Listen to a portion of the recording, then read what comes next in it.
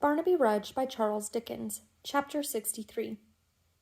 During the whole of this day, every regiment in or near the metropolis was on duty in one or other part of the town, and the regulars and militia, in obedience to the orders which were sent to every barrack and station within 24 hours' journey, began to pour in by all the roads.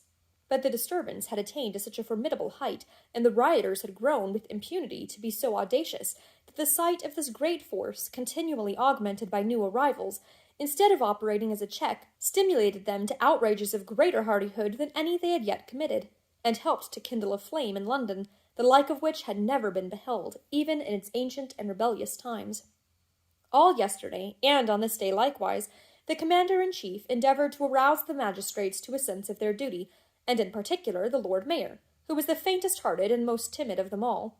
With this object, large bodies of the soldiery were several times dispatched to the mansion house to await his orders, but as he could, by no threats or persuasions, be induced to give any, and as the men remained in the open street, fruitlessly for any good purpose, and thrivingly for a very bad one, these laudable attempts did harm rather than good.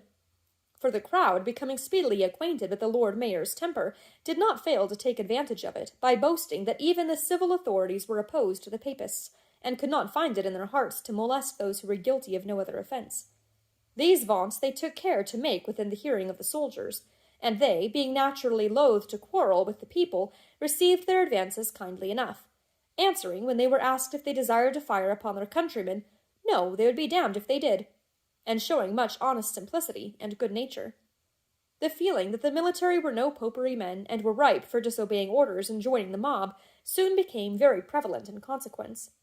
Rumours of their disaffection and of their leaning towards the popular cause spread from mouth to mouth with astonishing rapidity, and whenever they were drawn up idly in the streets or squares, there was sure to be a crowd about them, cheering and shaking hands and treating them with a great show of confidence and affection.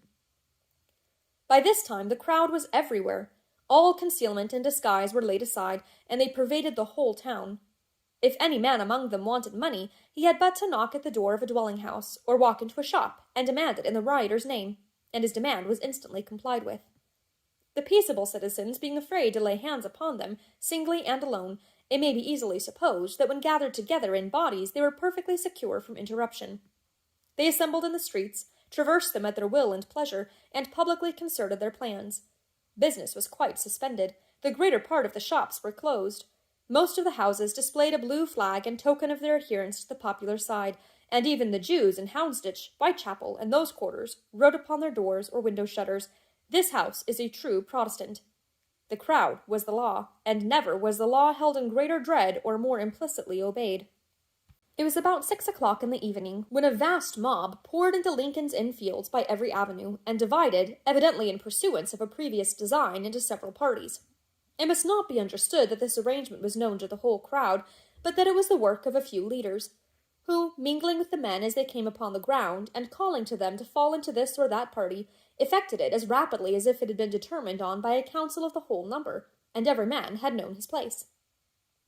It was perfectly notorious to the assemblage that the largest body, which comprehended about 2/3 of the whole, was designed for the attack on Newgate. It comprehended all the rioters who had been conspicuous in any of their former proceedings, all those whom they recommended as daring hands and fit for the work, all those whose companions had been taken in the riots, and a great number of people who were relatives or friends of felons in the jail. This last class included not only the most desperate and utterly abandoned villains in London, but some who were comparatively innocent.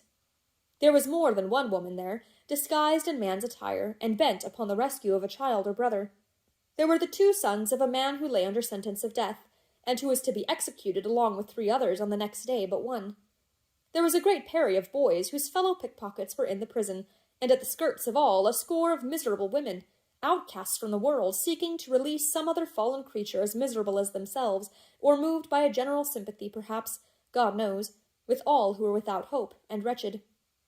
Old swords and pistols without ball or powder, sledge-hammers, knives, axes, saws, and weapons pillaged from the butchers' shops, a forest of iron bars and wooden clubs, long ladders for scaling the walls, each carried on the shoulders of a dozen men, lighted torches, tow smeared with pitch, and tar and brimstone, staves roughly plucked from fence and paling, and even crutches taken from crippled beggars in the streets, composed their arms.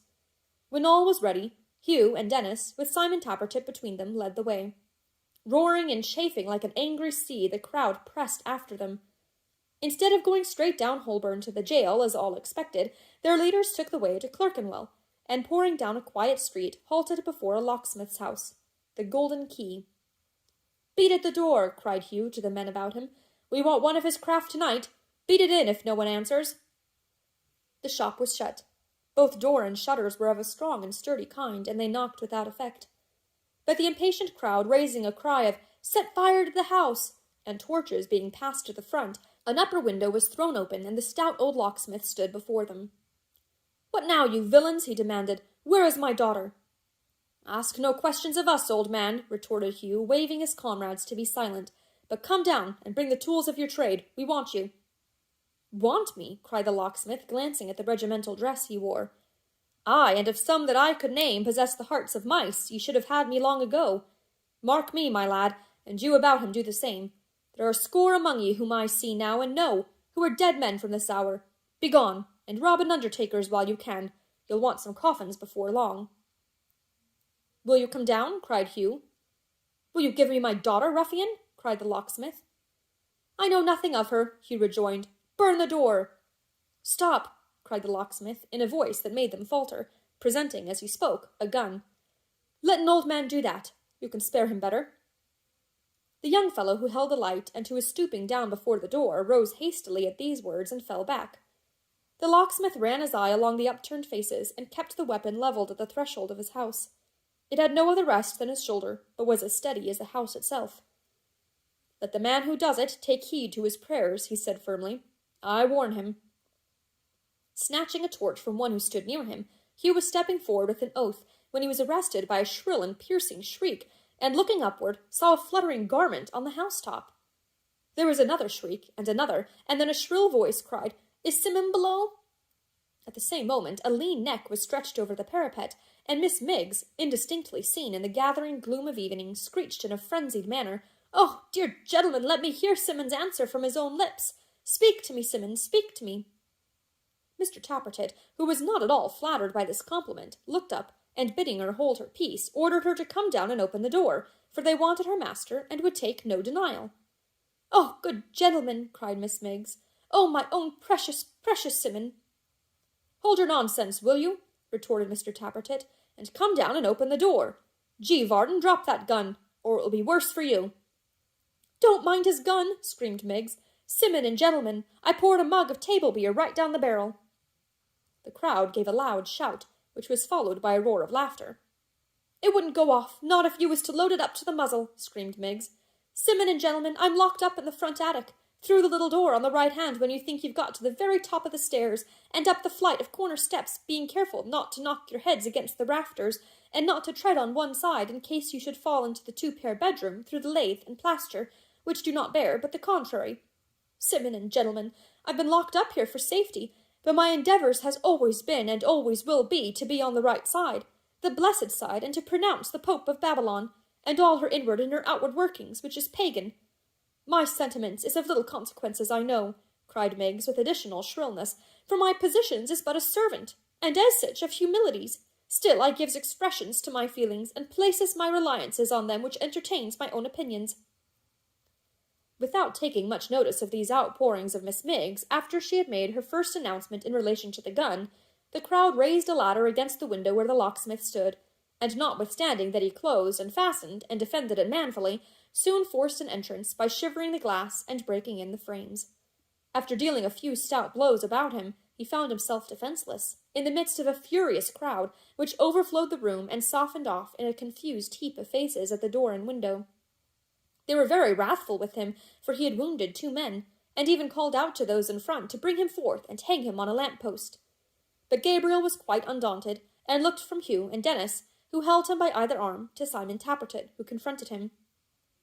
"You have robbed me of my daughter," said the locksmith, "who is far dearer to me than my life, and you may take my life, if you will. I bless God that I have been enabled to keep my wife free of this scene, and that he has made me a man who will not ask mercy at such hands as yours."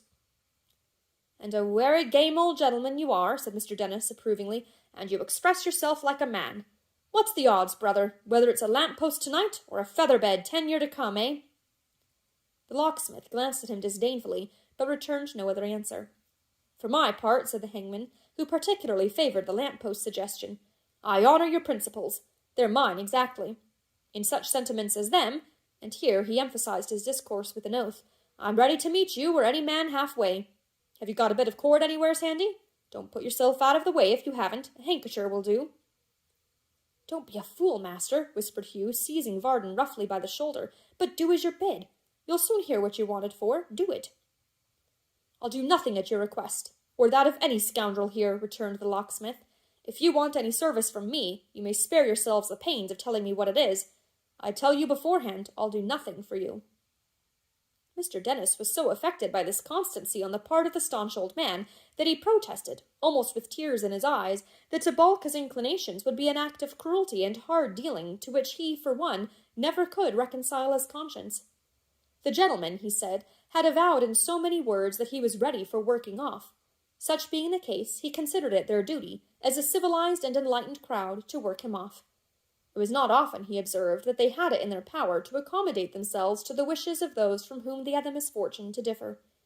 Having now found an individual who expressed a desire which they could reasonably indulge, and for himself he was free to confess that in his opinion that desire did honour to his feelings, he hoped they would decide to accede to his proposition before going any further.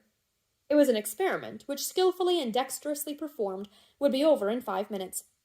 With great comfort and satisfaction to all parties, and though it did not become him, Mr. Dennis, to speak well of himself, he trusted he might be allowed to say that he had practical knowledge of the subject, and, being naturally of an obliging and friendly disposition, would work the gentleman off with a deal of pleasure.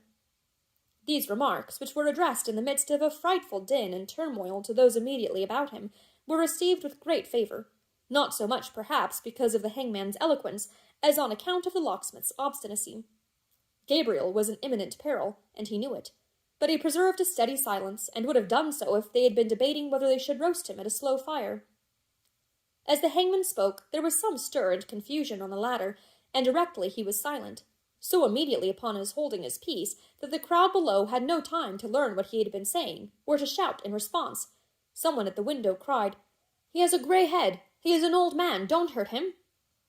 The locksmith turned with a start towards the place from which the words had come, and looked hurriedly at the people who were hanging on the ladder and clinging to each other. "Pay no respect to my grey-haired young man," he said, answering the voice, and not anyone he saw. "I don't ask it. My heart is green enough to scorn and despise every man among you, band of robbers that you are." This incautious speech by no means tended to appease the ferocity of the crowd.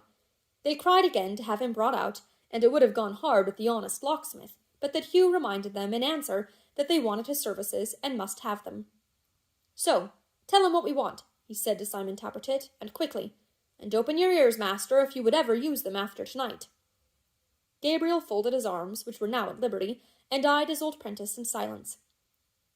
"Look'ee, Varden," said Sim, "we're bound for Newgate." "I know you are," returned the locksmith. "You never said a truer word than that." "To burn it down, I mean," said Simon, "and force the gates, and set the prisoners at liberty. You helped to make the lock of the great door." "I did," said the locksmith. "You owe me no thanks for that, as you'll find before long." "Maybe," returned his journeyman, "but you must show us how to force it." "Must I?" "Yes, for you know, and I don't. You must come along with us, and pick it with your own hands." "When I do," said the locksmith quietly, "my hands shall drop off at the wrists, and you shall wear them, Simon Tappertit, on your shoulders for epaulets." "We'll see that," cried Hugh, interposing as the indignation of the crowd again burst forth. "You fill a basket with the tools he'll want, while I bring him downstairs. Open the doors below, some of you, and light the great captain, others. Is there no business afoot, my lads, that you can do nothing but stand and grumble?" They looked at one another, and quickly dispersing, swarmed over the house, plundering and breaking according to their custom, and carrying off such articles of value as happened to please their fancy. They had no great length of time for these proceedings, for the basket of tools was soon prepared and slung over a man's shoulders. The preparations being now completed, and everything ready for the attack, those who were pillaging and destroying in the other rooms were called down to the workshop. They were about to issue forth, when the man who had been last upstairs stepped forward, and asked if the young woman in the garret, who was making a terrible noise, he said, and kept on screaming without the least cessation, was to be released. For his own part, Simon Tappertit would certainly have replied in the negative, but the mass of his companions, mindful of the good service she had done in the matter of the gun, being of a different opinion, he had nothing for it but to answer yes. The man accordingly went back again to the rescue, and presently returned with Miss Miggs, limp and doubled up, and very damp from much weeping. As the young lady had given no tokens of consciousness on their way downstairs, the bearer reported her either dead or dying, and being at some loss what to do with her, was looking round for a convenient bench or heap of ashes on which to place her senseless form, when she suddenly came upon her feet by some mysterious means, thrust back her hair, stared wildly at Mr. Tappertit, cried, "My Simmons' life is not a victim," and dropped into his arms with such promptitude that he staggered and reeled some paces back beneath his lovely burden. "Oh, bother," said Mr. Tappertit. "Here, catch hold of her, somebody. Lock her up again. She never ought to have been let out." "My Simon!" cried Miss Miggs, in tears and faintly. "My forever, ever blessed Simon!"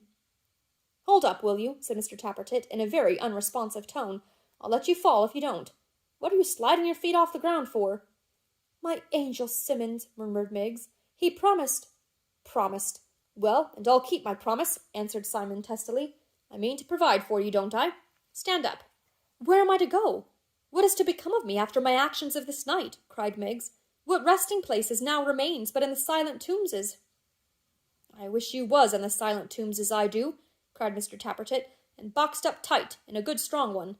Here," he cried to one of the bystanders, in whose ear he whispered for a moment, "take her off, will you?